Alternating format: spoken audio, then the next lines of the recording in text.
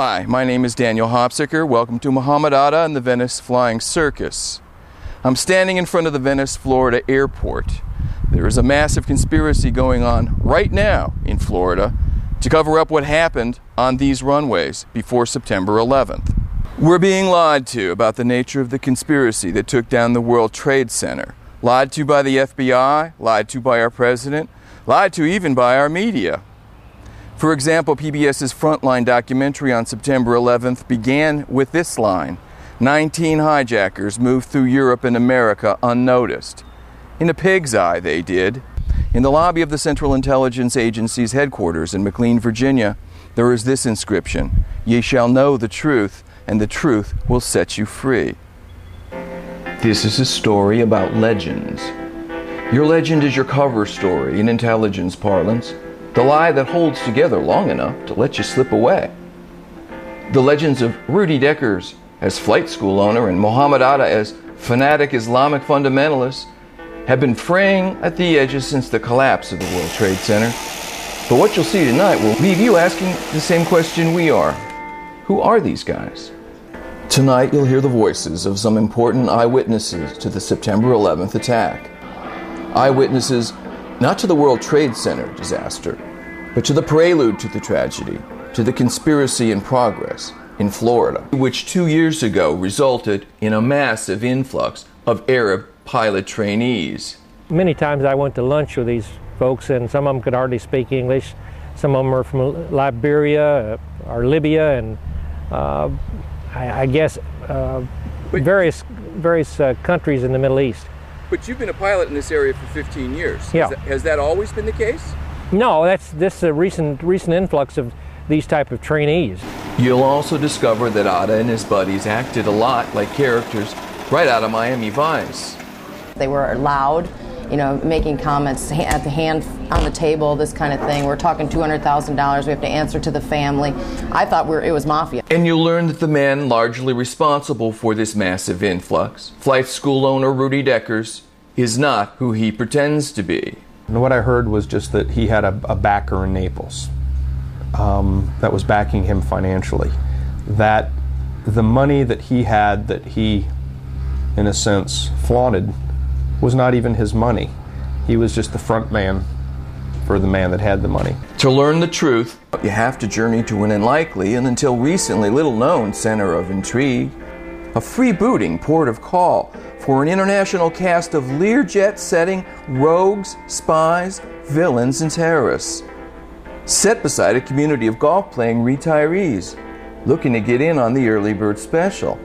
Welcome to Venice, Florida, a tiny retirement community on Florida's Gulf Coast. Like most towns, Venice has a few things to boast about. It bills itself as the shark tooth capital of the world, for example. And it has the second oldest population per capita in the entire United States. But it's really just a pleasantly ordinary little place. Except that Arab terrorists by the dozens came here to learn to fly. Mohamed Atta piloted the plane that hit the first tower. He learned to fly here. Marwan al-Shehi flew into the second tower less than half an hour later. He learned to fly here too. So did Siad al-Jarrah at the controls of the plane that crashed in Pennsylvania. That's 3 out of 4. And so did the most wanted terrorist still alive from the Hamburg Cadre, Ramzi bin Shalbib. What drew them here? Why would healthy young men gravitate to a retirement community anywhere? Where what bathing beauties there are recall in earlier, gentler time. It makes you wonder, because it ain't Hamburg. How exactly did Venice, Florida become the biggest September 11th crime scene that wasn't reduced to rubble? Were they sent here? Was it an assignment?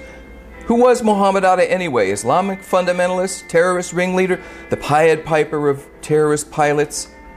How about Arab spy or double agent? The Pelican Alley is owned and run by Renee Adorna and her husband Tom. When reporters showed up the day after September 11th, she immediately knew why they were there. Right after the incident happened, we had newspapers come down, and somebody said, "Oh, there's a reporter out there." And right away I knew what it was about because I remembered the table. Tommy knew, Jeff knew, we said right away, and then he didn't even really, he showed one picture and we knew immediately. There was 3 and they all looked of the, I guess, Egyptian, like kind of dark skin, dark hair, lots of jewelry, lots of jewelry. They're dressed like in Florida type shirts, you know, the silk with the pattern and that kind of thing. And I could have swore there was a cross. The one guy had the big cross. You know, the big gaudy gold cross thing, I thought. But I'm not sure now. But I know it was just he had the big watch on. When you saw pictures afterwards, did you recognize all 3? One? No, just one. I only recognized one of them. The Atta, I guess is his name. The ringleader? Yeah. The guy with the 1,000-yard stare. Right. He barely spoke a word to me, but when I'd come over, I'd be like, geez, what's his problem? Because he had that really mean look on his face all the time, like he was very unhappy. So I keep hearing that. that. So I mean, he never really spoke. And then the other guy was a heavier set guy who did all the talking, you know, with me anyway. Was very outgoing, was very, pleasant actually. So. And who was Atta arguing with? The big guy. The heavy set guy. Mm-hmm. And actually, the big guy was actually yelling at the other guy. Atta and his young sidekick weren't arguing over the proper interpretation of the Quran. They were loud, you know, making comments at the hand on the table, this kind of thing. We're talking $200,000. We have to answer to the family.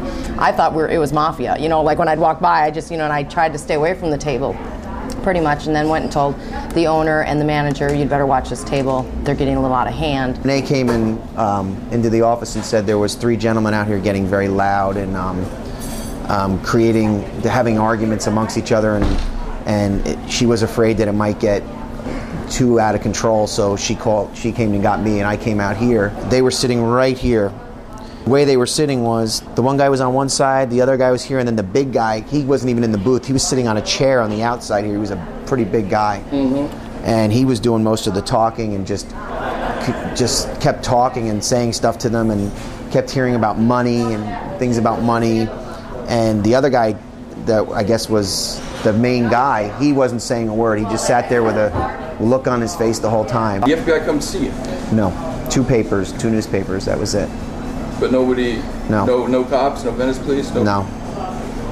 And they were right down the street at the house. The house was right down the block that they had rented, so they never came over here to see us. Did the FBI come talk to you afterwards? Did what? Did the FBI come talk to you afterwards? No, actually only newspaper people. Strange? Yeah, I did, because we thought, geez, they might want some information or something, but maybe they already had everything that they needed. Yeah. The FBI never finished its investigation into the September 11th disaster. Their work was halted by President Bush in an effort, he said, to free more manpower for the anthrax investigation. Well, the anthrax is behind us now. 3,000 dead people command us to find the truth about how it is they came to die on September 11th in the year 2001. And it's the search for that truth that's brought us here, where on these runways, barely 18 months ago, Mohamed